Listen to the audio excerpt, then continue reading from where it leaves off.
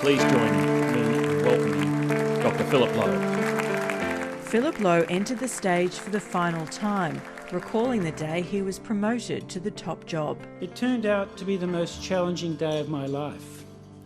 I was in a room with bright lights, strapped to a bed, and was wearing just a flimsy gown.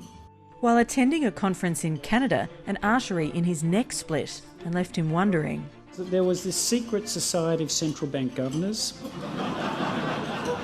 and that it had some bizarre initiation ceremonies.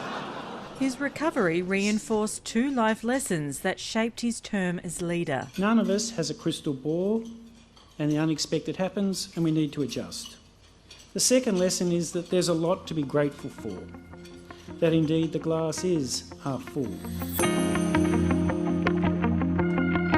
His optimism helped him during his biggest challenge, managing the economy through the pandemic, where the RBA cut rates to record low levels.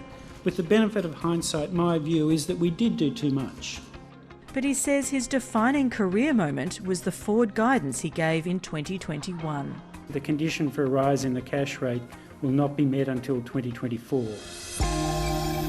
Less than a year later, he presided over the fastest rate hiking cycle on record, leaving Australian homeowners who had acted on that information fuming. Now, there's a lot to be learned from this experience, including how to communicate in uncertain times. But I ask that people keep in mind the circumstances that we faced in 2020. And it was a really scary time. And he took aim at the vitriol, personal attacks and clickbait he has received when his comments have been misinterpreted. I know that some of my explanations have missed the mark, but the media has a responsibility here too.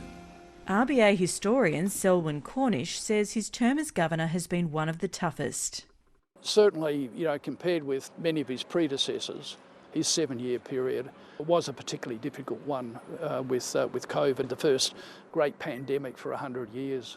The most positive aspect of his legacy is the very low unemployment rate that he leaves office with. He's stepping down at a time when the unemployment rate is 3.7%. Looking to the future, Mr Lowe warns it will be increasingly difficult to keep inflation close to the target range of 2 to 3%. The reality is that we have moved into a more inflation-prone world. We are seeing the breakdown of globalisation to some degree.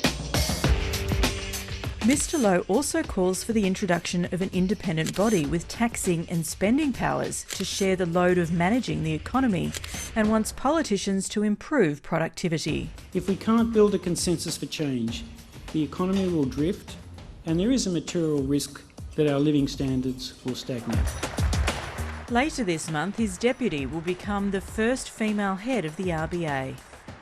One of Michele Bullock's first tasks will be to oversee big changes at the bank, including fewer interest rate meetings and more press conferences, meaning she'll probably be the most scrutinised RBA governor ever. With one final piece of advice. Michele, I do so in the hope that as you navigate the uncertainties ahead, you remember that the glass is indeed half full. Passing on the positivity baton.